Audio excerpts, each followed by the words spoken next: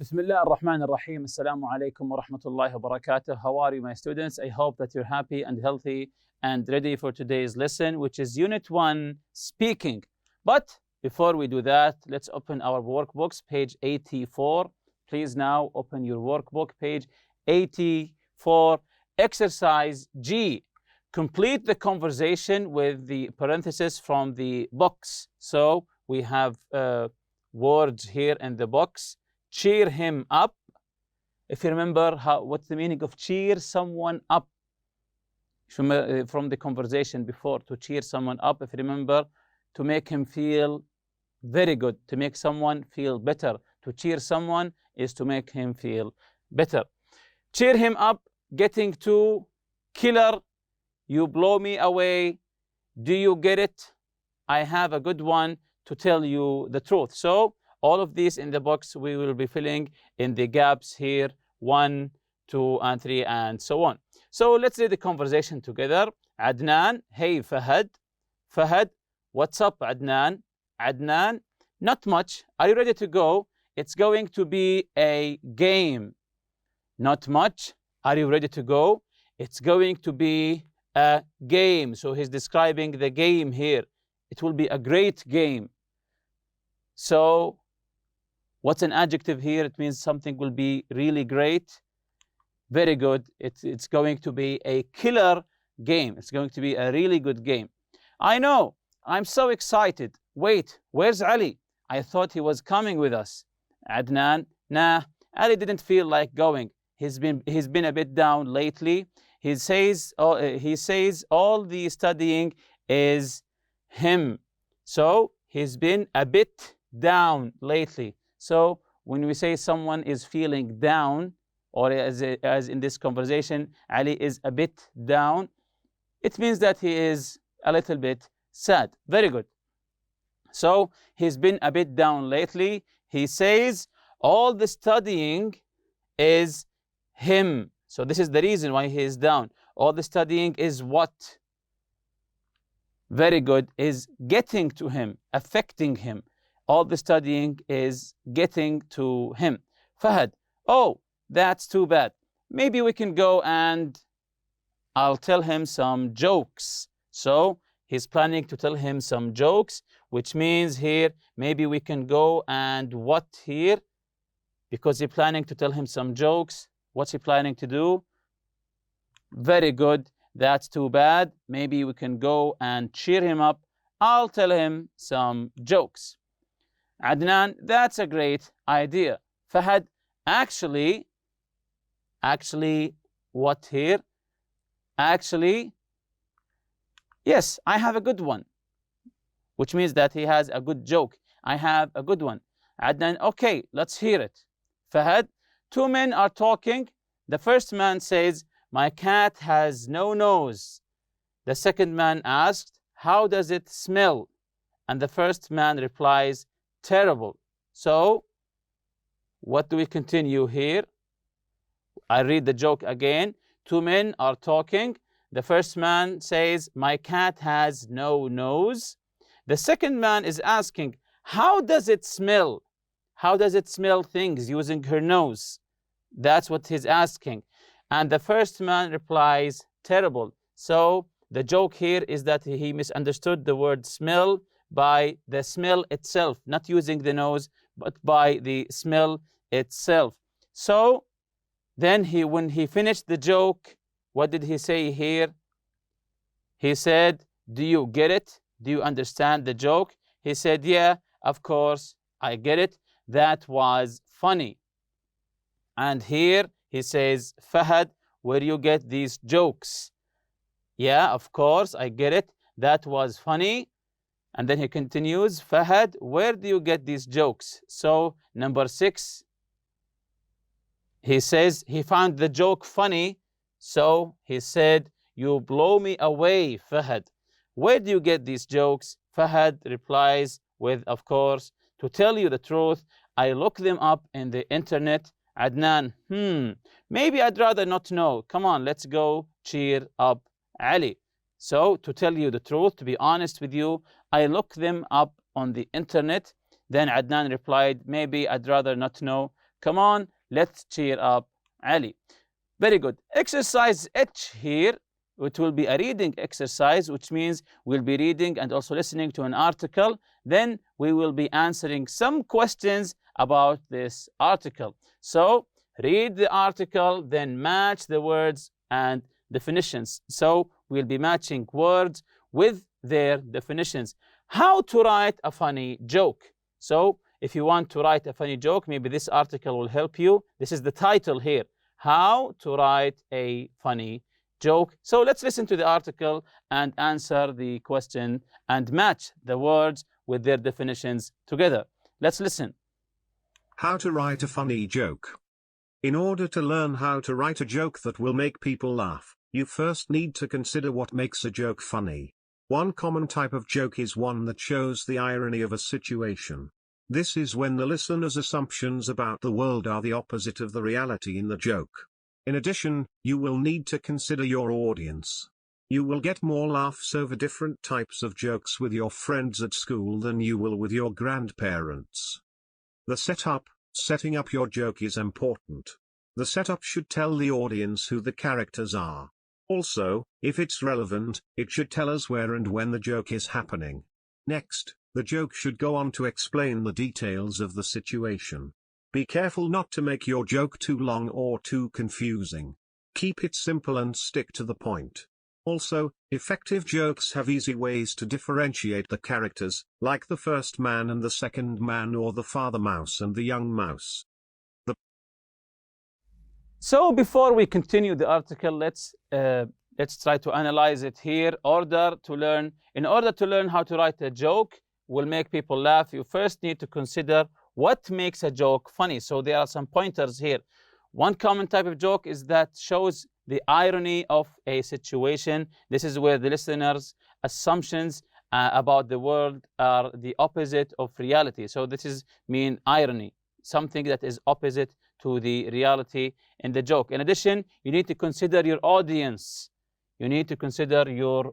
So telling a joke to your friends is not like telling a joke to your parents or grandparents. So know your audience. Maybe a joke that makes your friends laugh wouldn't make your grandparents laugh, and vice versa also. Some jokes will make your parents laugh and not your friends. So know your audience when you want to tell a joke. Also here, the setup, the setting, the place itself. Setting up your joke is important. The setup should tell the audience who the characters are. So the setups mean the place, the characters, everything in the atmosphere, let's say, of the joke. Also, if it's relevant, it should tell us where and when the joke is happening. So this is the setup, as I said. Next, the joke should go on to explain the details of the situation. So all of these are important pointers how to write a funny joke. Let's continue with the article, the punchline here.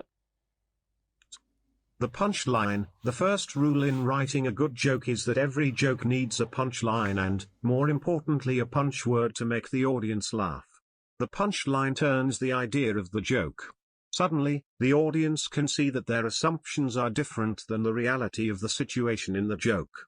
In a well-written joke, the punchline is the last line of the joke, and the punch word is the last word of the punchline. This is important because otherwise people don't know when to laugh. They will start to laugh, but then stop because they will think that the joke is not over yet. Looking at a joke, now let's look at the joke about the parrot that attends a lecture. It's on the first page of Unit 1 of your student book. The joke starts. A student with a parrot on his shoulder leaves a lecture theatre. Another student follows him. This gives us a clear picture of who the characters are: a student, a parrot, and another student, where the characters are, outside a lecture theatre, and when it is taking place, after the lecture. Also here he's talking about the punchline. The punchline, the first rule in writing a good joke is that every joke needs a punchline, and it says here also a punch word to make the audience laugh. The punchline turns to the idea of the joke.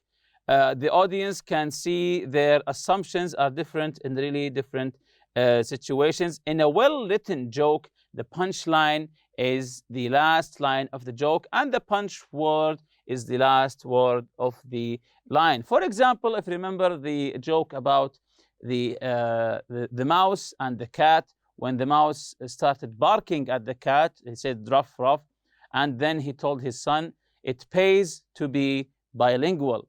It pays to be bilingual. So this is the punchline here, the last line. And the punch word here is bilingual. So this is the word that made us laugh at this joke. So the punchline is it pays to be bilingual. And the punch word, the most important word here, is bilingual. Looking at the joke, or looking at a joke, now let's look at a joke about a parrot. So he took an example here about the joke with the parrot, and how did he describe it bit by bit. So now we know there is a student, a parrot, and another student. When he said a student with a parrot on his shoulder, so he's describing the setting here, leaves a lecture theater. Another student follows him. So now we know there are three characters, two students and a parrot, where the characters are outside the lecture theater and when it's taking place after the lecture. Let's continue here. The joke continues. Let's listen together. The joke continues. He stops him and says, I'm sorry to bother you, but I have to say, I was astonished by your parrot's remarkable reaction to the lecture on ancient history. He seemed frightened at the frightening parts, sad at the depressing parts, fascinated at the interesting parts, and amused at the funny parts. I could have sworn I even heard it laugh. I have to say, I was amazed.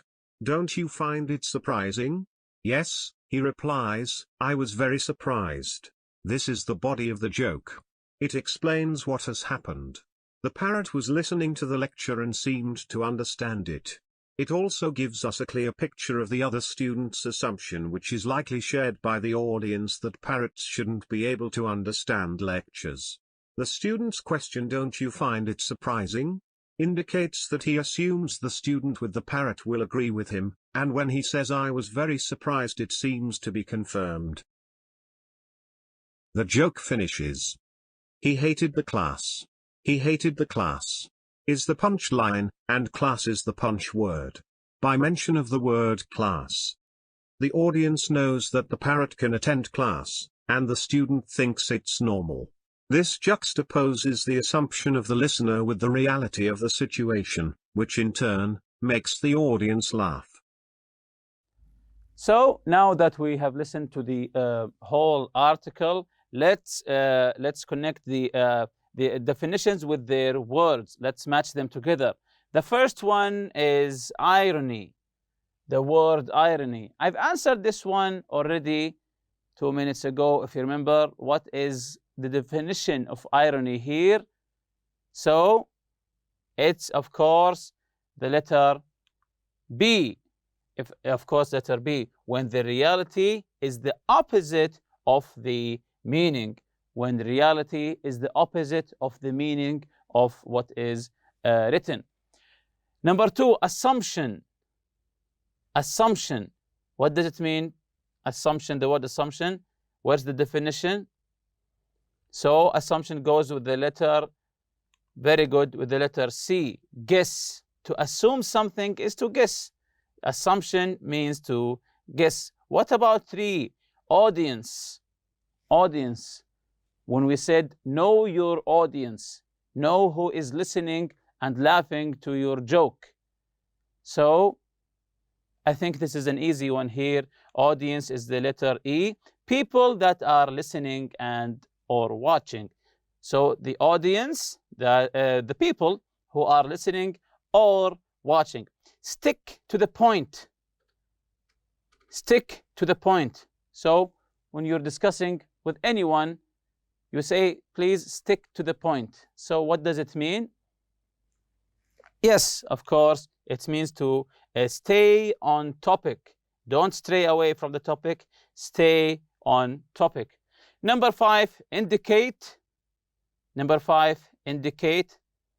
I think this is an easy one. It goes with the letter A. Be a sign of something. A sign of something, like a hint or something like that. So to indicate is to be a sign of. Last one, juxtapose. So juxtapose means, of course, the letter D, put beside or contrast. So juxtapose, it means to put beside or contrast. If you remember on our previous lesson, Islam encourages smiling and moderate laughter.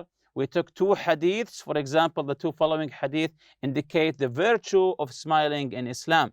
The first one here, you're smiling in the face of your brother is a charitable act.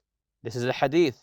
When you smile in your face of your brother, this is a charitable act. The second one here, don't consider anything insignificant out of good things, even if it is that you meet your brother with a cheerful face. So don't consider anything insignificant, even just a little smile in the face of your